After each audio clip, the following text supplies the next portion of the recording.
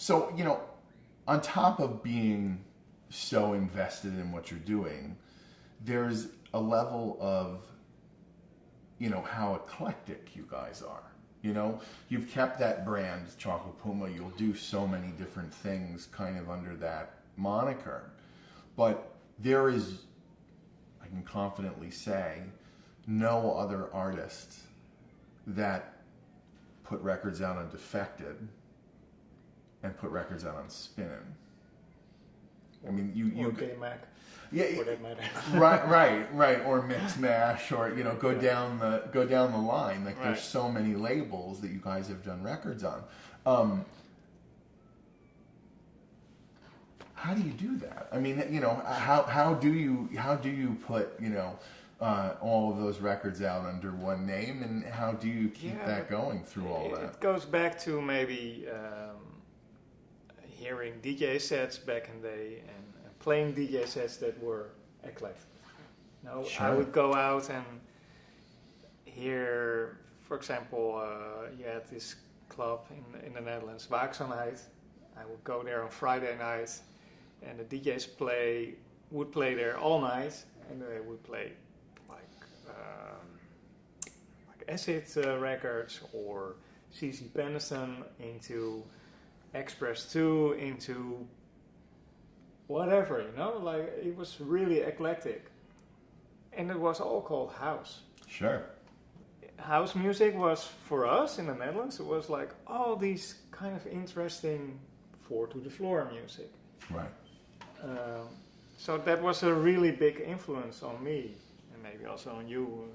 You also played really eclectic back in the day. Yeah. And also, I think it's boring to do only deep house or whatever. We like deep house, but we also like techno or bass house or whatever.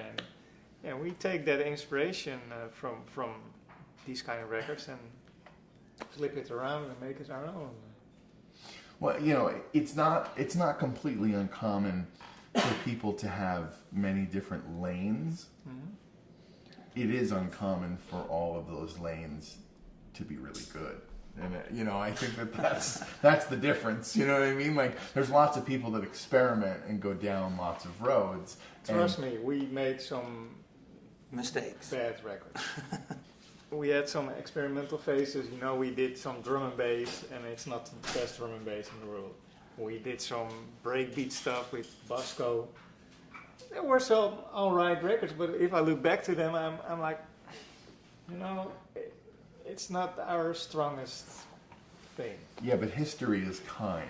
So all of those failed experiments are buried underneath dozens of amazing records. Yeah. So we've been talking a lot about kind of the end result of everything. Let's bring it back a little bit to the process and to just really kind of creativity.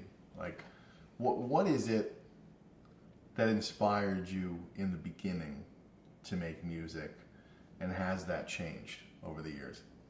Well, in the beginning, it was, like I mentioned earlier, that I discovered how these records were made, that I liked.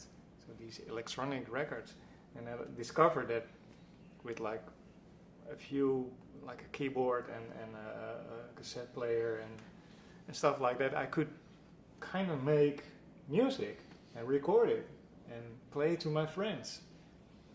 So it was really like I hear these records and trying to recreate them.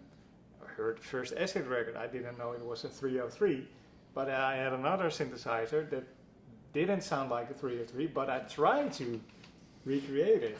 That's so amazing. And also, I made like remixes or bootlegs of tracks or of records that had acapellas on the B-side. So I made a new beat or piece of music on the acapella. And you put those on SoundCloud.